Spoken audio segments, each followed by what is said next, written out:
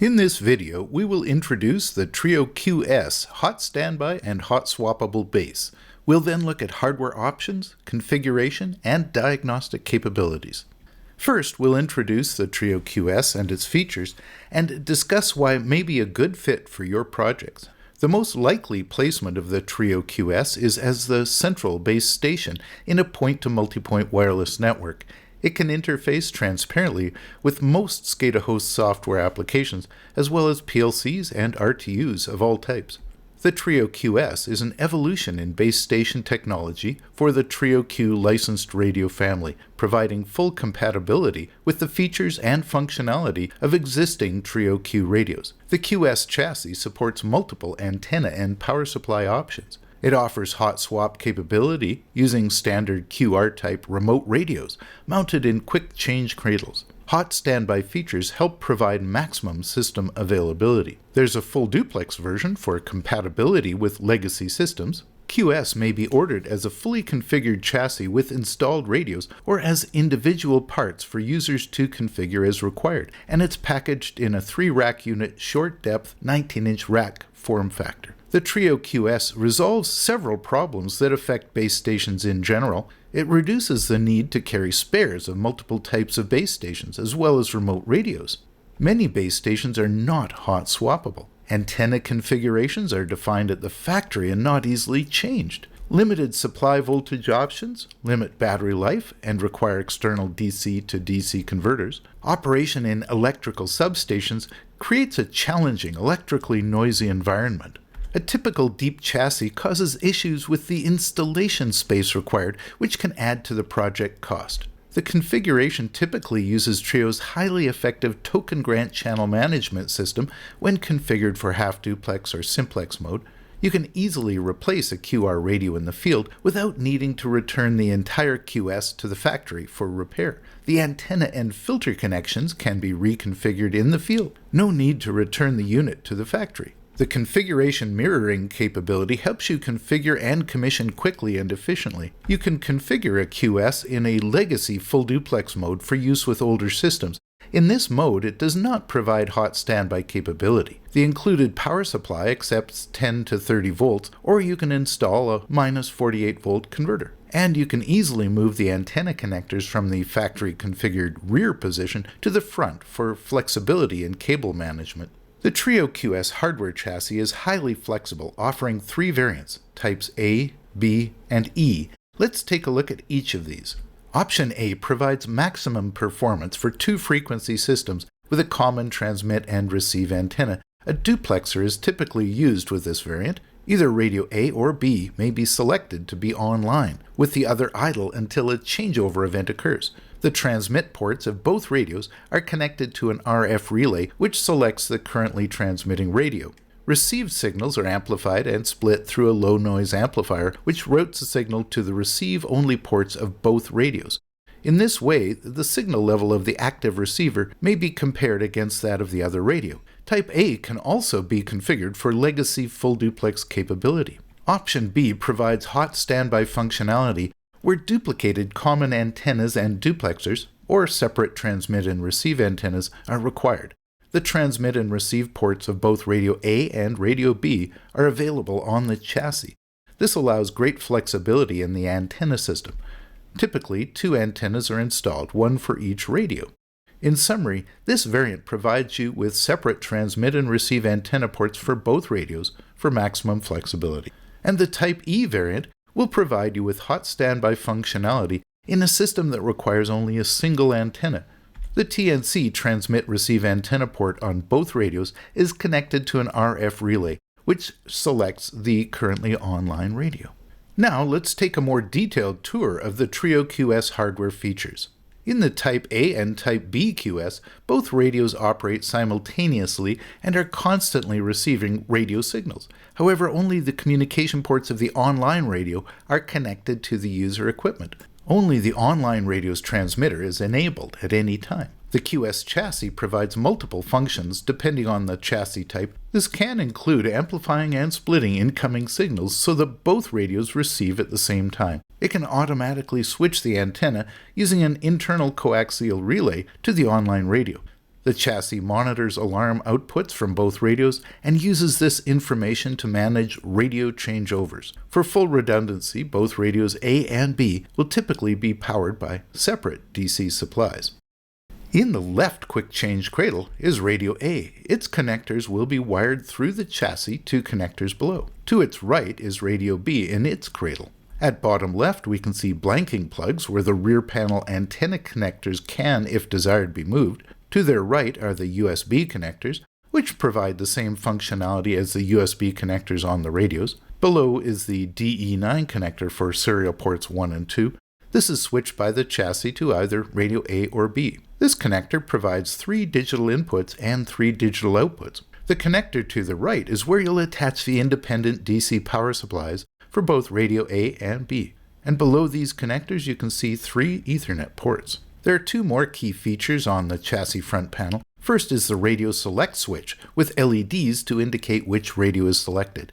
In the center position, the chassis is in automatic mode. The QS controller will manage which radio is currently online based either on a timer or the radio alarm outputs. In this position, you can also force the online radio remotely using either TView Diagnostics or GeoSCADA. The switch allows you to manually force either radio A or B online for maintenance or troubleshooting purposes.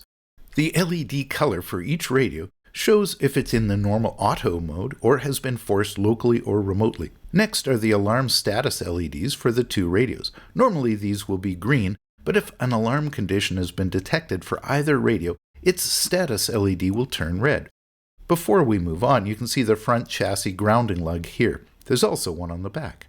Now let's have a quick look at the chassis cables you'll typically connect during installation. Here you can see a Type A chassis with the provided cables exiting from the chassis and connected to each radio. The remote radio RF, Ethernet, and serial ports are switched by the controller from the active radio to the front panel connectors. Yellow are transmit and receive RF cables, blue are Ethernet, gray is serial, orange is USB, and red is power. The Trio QS chassis dimensions are shown here. It requires 3 rack units, or a height of about 133 millimeters. The chassis is designed for you to install it in a common 19-inch rack and includes the brackets for that purpose. You can see that the chassis depth is much reduced compared to the QB, QH, or QP at only 254 millimeters, or 10 inches. Here's a side view of the chassis. You can see a cutout for the left side cooling fan here. The fans are temperature controlled, so will only operate when needed. Next, here's the right side mounting bracket. The bracket positions are adjustable. You can install them as shown here, front mount. Alternately, you can install the brackets either 30 or 60 millimeters back or forward on the chassis for greater flexibility. Here's a top view of the chassis. There are 2 locations where you can connect the system grounding cable. There is a grounding lug on the back shown here between the antenna connectors, and there's another on the front right, which we've already seen shown here. To make it easier for you to change a radio which may have developed an issue, both radios A and B are mounted on these cradles and held in place with 4 screws. It's then a quick process for you to slide the cradle into the chassis and secure it with the 2 included thumb screws. Additional cradles may be purchased so that you can stock a spare radio ready for you to more quickly install it. The QS chassis includes connectors for redundant power supplies. The chassis requires between 10 and 30 volts DC. Each radio is powered by its own supply through the matching front panel connector. The chassis hardware, however, can receive power from either supply. Power consumption will vary depending on whether QR150 or QR450 radios are used, the configured transmit power level, and whether the fans are running or not. The input power requirement during receive is typically 14 watts. During transmit at full power, it may rise to as much as 59 watts, or 67 watts if the optional 48-volt converter kit is installed. And as noted, if the internal temperature rises causing the fans to come on, that'll draw an additional 2.5 watts. You can reset radios A and B to factory default values in the same way as with any QR. First, apply power to the radio and wait for it to fully boot, which can take up to 2 minutes. Use a small tool such as a thin paperclip to press the recessed button shown here. Note that new factory reset functionality has been added as of firmware version 2.7.2. To perform a partial factory reset, Press the button for at least 6 seconds until all the LEDs begin to flash green, then remove the tool. After this, wait for the radio to reboot, which can take up to 4 minutes. A partial reset clears the radio configuration only, or you can do a full factory reset by continuing to press the recessed button for 11 seconds or more until the LEDs stop flashing and become solid green. In this case, wait at least 15 minutes for the full reset and reboot to complete. This process not only deletes the configuration but also clears all logs, security keys, and certificates. If the radios are installed in the QS chassis and the communication cables are connected properly, the radios will now detect that they're part of a paired installation. Radio A will default to IP address 192.168.2.15, and Radio B will default to 192.168.2.16. Now let's move on to have a look at the various flexible antenna options available with the Trio QS. The Type A chassis provides full duplex capability with one antenna port for transmit and one for receive. Here are the two Type N connectors in their default rear-facing position. However, if front-facing connectors are preferred, you can follow a documented procedure to move them to prepared locations on the front panel. Here's the rear panel of a Type B chassis. You'll recall that this type provides the ability for radios A and B to each connect to their own duplexer or to two antennas. Here are the Type N connectors in their default rear-facing location. There are two transmit and two receive connectors. In the Type E chassis, either of the two half-duplex or simplex radios is switched with a coaxial relay to the single common transmit-receive antenna port. Here you can see a Type A chassis from the front, with the Type N antenna connectors moved from the default rear panel to the front.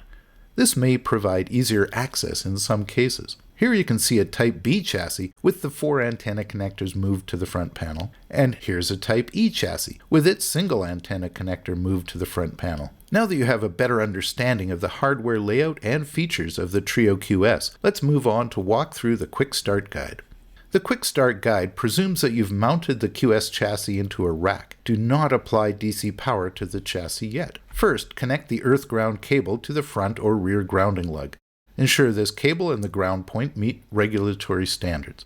Next, connect the DC power cables and antenna cables to the chassis. The user manual's quick reference guide includes diagrams that may be helpful. If you don't yet have the antenna or antennas available, terminate the antenna ports with suitable 50 ohm loads or attenuators. Next, mount the two QR remote radios onto their removable cradles. Then install the radios on their cradles into the QS chassis. Once the hardware is in place, you'll connect the QS chassis cables to both radios A and B as per the diagrams in the next few images. Here you can see a Type A chassis with the provided cables connected to each radio. The RF, Ethernet, and serial ports of the active radio, either A or B, are switched by the controller to the front panel connectors. Yellow are the transmit and receive RF cables, blue are Ethernet, gray is serial, orange is USB, and red is power. Here's the cabling diagram for a Type B chassis with its four Type N connectors optionally moved to the front. The cabling is identical to the Type A chassis other than the duplicated transmit and receive antenna connectors. And here you can see the cabling diagram for a Type E chassis. This type operates in simplex or half-duplex mode, so there's only a single RF cable being switched to the active radio's TNC connector from the single Type N front panel connector. All other cable connections are again identical to the other two chassis types. Once all cables have been connected, it's time to apply power to the QS chassis. First, set the radio select switch on the chassis front panel to choose radio A. Next, turn on the DC power supplies that were wired to the chassis connector. This also applies power to radios A and B. Allow the radios to boot up, which can take up to 2 minutes. The power transmit LED on the radios will become solid green once the radios are ready. Before moving on, ensure that the radio select LED for radio A is amber or yellow. This indicates that the radio is forced online. Next, it's time to get online and begin configuration. After ensuring both QRs have been factory defaulted, connect your laptop's Ethernet port to one of the Ethernet connectors on the front panel. Now open your computer's network setting and configure its LAN port for IP address 192.168.2.100 or anything other than 15 or 16. Now open a command prompt and ping radio A at its default address of 192.168.2.15. If that works properly, open a web browser and enter the radio's IP address into the address bar. The radio's homepage should then appear in the browser. Now that you're talking with radio A, it's time to make some configuration changes. First, navigate to the Setup menu and the Network page. Then set the radio's IP address to a new unique value. Then on the base station setup page, confirm that the QS base mode is set to hot standby, or changes to full duplex if required. Next, enable shared IP mode. This is very useful to direct communication to whichever radio is online. Then enter the desired shared IP address, for example, 192.168.2.20. Below, enter the pairing key. As noted in the help dialog below, the pairing key allows authentication of the two paired radios, enabling them to exchange sensitive data. At this time, you may want to configure other items such as transmit and receive frequency, the modulation type, and more. But when done making these changes, you can come here to share the configuration with the paired radio. Navigate to the Save Load menu, then scroll down to the Configuration Mirror area. You can use this tool to send the same configuration to Radio B, saving time and helping ensure configuration accuracy. Enter the desired IP address of Radio B in the Pair IP address box, then press the Activate and Mirror button. Radio A will activate, then mirror its configuration to Radio B. Only Radio B's address will be different.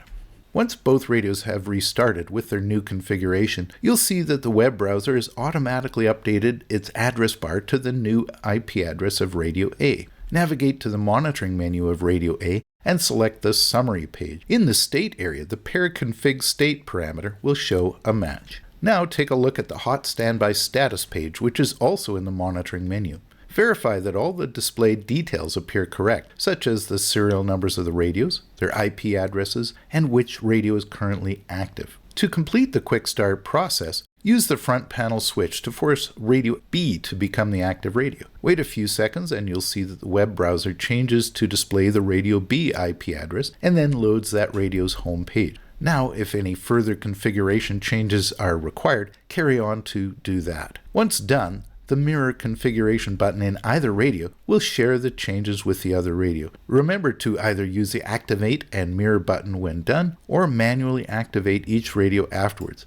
Finally, place the radio select switch into the center auto position, and as always, remember to save the configurations of both radios when you're done. Okay, now let's move on and have a look at radio configuration items that are specific to the Trio QS. You can configure the radios in a Trio QS to switch over or alternate which is active. This helps to ensure that both radios are exercised equally. It also helps to validate that the redundant radio is available. If this feature isn't required, you can set the period to 0 to disable periodic switchover. You'll find this feature on the base station setup page. In addition to the radio's hard-coded critical alarm levels, you can configure alarm warning levels. In this example, the QS controller will monitor the power supply voltage. If the voltage falls out of the configured range, a warning alarm will be generated. If you set up monitoring of the radio system health, these warnings can help to take action before the radio system reaches a critical state. The radio's alarms page will display warnings, and its event log will record it. If you enable the alarm output feature, the radio can turn on a physical digital output or send an SNMP or Trio eDiags notification. Alarm configuration is found on the Alarms setup page. With the RSSI comparison feature, the QS controller compares the signal level reported by the two radios and performs a changeover if an issue is detected in the active radio. In Type A and B QS configurations, both radios will receive at the same time. If the active radio's RSSI becomes lower than that of the inactive radio by more than the margin set here, a changeover will be initiated. The offset parameter can help in cases where Radio B's antenna system has lower gain or a less desirable location. You'll find RSSI comparison on the Alarms setup page. The Trio QS chassis includes 3 digital outputs and 3 digital inputs. With this feature, outputs 1 and 2 can be configured for alternate functions. The outputs are typically controlled through SNMP or a TView Diagnostics command. If you enable output 1's alternate function, it will turn on if a base station health issue is detected. And if you enable output 2's alternate function, It'll track which radio is currently active. You'll find the GPIO configuration dialog on the base station setup page. Here's a configuration item that will let you change the desired Trio QS hardware configuration. After purchasing a QS kit of a certain type, your field requirements might require changing that type. Accessory kits are available to help with this process, or you may have purchased a chassis and other accessory items separately and are assembling your own kit. With this dialog, you can change the hardware type. This tells the radio to apply appropriate default configuration items. You would only do this if needing to change from the originally ordered configuration or building your own kit from spare components. You'll find this feature on the Advanced page of the Maintenance menu. The LEDs available on the Trio QS chassis front panel and the two QR radios can be very helpful in diagnosing issues without needing to log onto the radio with your laptop. Let's take a look. On the lower right of the QS chassis front panel, you'll see two alarm status LEDs. These will normally be green, indicating that there are no current alarm conditions. But if either LED turns red, that indicates an alarm condition. The LEDs are labeled as Radio A and Radio B. If an LED is red, it indicates either a warning or a critical alarm condition has occurred in that radio. If one LED is flashing green, it indicates a changeover to that radio is pending. And if both LEDs are flashing red, it indicates that the QS controller in the chassis cannot detect any radios. All of the Ethernet ports, both on the two radios and the QS chassis, include both embedded link and activity LEDs. Check these whenever you suspect a communication issue, and you can determine many alarm conditions specific to either radio by viewing that radio's top cover LEDs. The Trio Q series user manual includes a complete list of alarms. Here's an example of a hot standby pairing alarm that you might see on one or both of the radios in a QS kit. If you see all of a radio's top cover LEDs flashing red, it indicates an alarm condition is present. The key is to watch for the alternating green pattern. Here the radio's power and transmit and the sync and RX SIG LEDs are flashing green. The user manual lists all of the alarm LED patterns. The alarm is also indicated by the affected radio's alarm status LED on the QS front panel changing to red. Here you can see that after the all red alarm indication, all of the LEDs flash green. On looking up that pattern in the user manual, you'll see that it means this radio is experiencing a high VSWR alarm condition. Once you log on to either radio in a Trio QS chassis, there is a great amount of very useful information beyond that provided by the LEDs for monitoring the radio's health and alarm conditions and reviewing events that have occurred over time. The first place you're likely to go once online with a radio is the monitoring summary page. Here you'll see the current status of many radio parameters. Several of these apply specifically to the QS. These include the 48-volt supply voltage level, if the chassis has been equipped with this optional module. Next, the pair config state shows that this radio has detected its paired radio in the QS chassis. And here you can see that this radio is currently the offline radio in the hot standby pair. By navigating to the radio's monitoring menu, then the alarms and events page, you'll see a wide variety of alarm conditions, several of which are specific to the QS. The first is base health, which is subscribed to the radio's alarm output. If the alarm state changes, this lets you know to have a detailed look at the radio's operating condition. The QS chassis includes two fans to keep the radios cool even at high duty cycle. This alarm will trigger if an issue is detected with either fan. The receive packet comparison alarm and RSSI comparison alarms can indicate that the radio's receiver is not performing as well as the offline radio's receiver.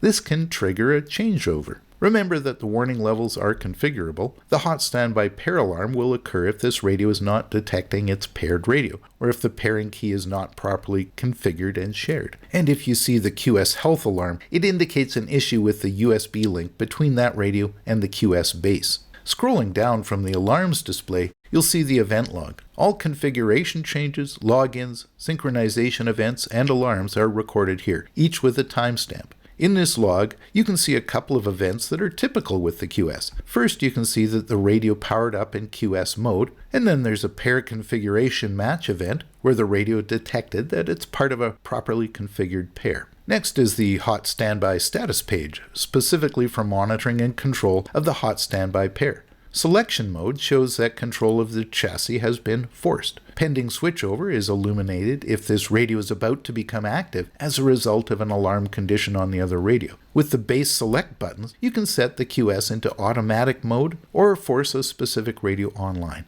Here the amber color indicates that radio B is forced online. If it were instead green, that would indicate the radio is online in automatic mode. And below is summary status information for both radios. By scrolling down on the same page, you'll see a subset of the alarms page with items specifically relevant to the QS. For example, there's a DC power supply alarm for each radio in the QS pair and a transmit power detection alarm. Further down the page, we can see that Radio A had a receive packet comparison alarm at one point, but that it's since recovered.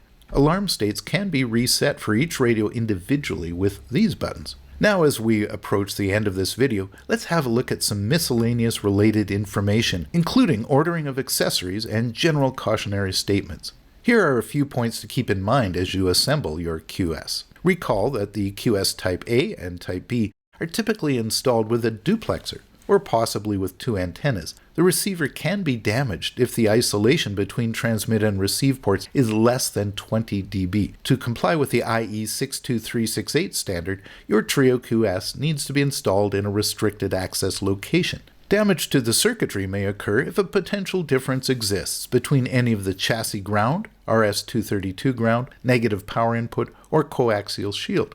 To avoid this, connect all system components to a common ground point. After grounding has been completed, next you can attach the antenna and the Ethernet and serial cables. At this point, verify the power supply polarity and voltage is correct using a voltmeter before connecting. And if installing a QS with a Type A chassis and using radios that require European ETSI Red compliance, note the requirement for 2 or 4 dB attenuators on the receive ports. Several useful resources are stored in each radio's non-volatile memory. You can find these in the maintenance menu on the resources page. These include a production test report for the radio or the base chassis, as well as SNMP MIB files. These include both a MIB file common to all Trio models and a file specific to the Trio Q radios. As shipped from the factory, the Trio QS will work with 10 to 30 volt DC power supplies. If your power source provides 48 volts, either positive or negative ground, you can purchase and install an optional kit in the chassis to convert the available supply voltage. The kit includes two 48-volt converters for continued redundancy. The output to the chassis and radios is 12 volts DC. Where you place the provided links selects whether the source power is positive or negative ground. This table gives you a list of spare parts you might need either to repair an existing QS installation or to custom build your own chassis. Available are both Type A and B chassis to which you can add your own radios, kits to convert a basic Type B chassis to either an A or E type, the 48-volt converter kit, replacement quick change cradles for your QR radios, fuse kits for the QS chassis and the QR radios, and replacement power and I/O plugs. Here you can see a Type B chassis. This type doesn't require either an RF relay or a low noise amplifier. 4 antenna connectors can be seen on the back, transmit and receive ports for both radios separately. When you order a conversion kit to create either a Type A or Type E, the installation guide will walk you through the process step by step. Here's what you receive when ordering a kit for converting a Type B kit, where the two radios each have their own antenna connectors, to a Type A with 2 antenna ports. You can see that it includes the low noise amplifier board and the RF relay, but also all other hardware needed to fully convert the chassis. And here's what you receive when ordering a kit for converting a Type B to a simplex or half duplex single antenna Type E. There's no need for a low noise amplifier, but this kit includes an RF relay to select the active radio. This is the 48-volt kit for converting to an acceptable 12 volts DC. You can see 2 power supply boards, one for each radio. The installation guide explains how to configure the kit for either a positive or negative ground 48-volt supply. And this is what a removable cradle looks like. These are used to allow quick swapping of the QR radios in a Trio QS chassis. No tools required. Thanks for your interest in the Trio QS150 and QS450 hot standby and hot swappable base. For further information, please refer to the Trio Q Data Radio user manual. July 2025 version or newer, the Quick Start Guide, and our other videos on YouTube.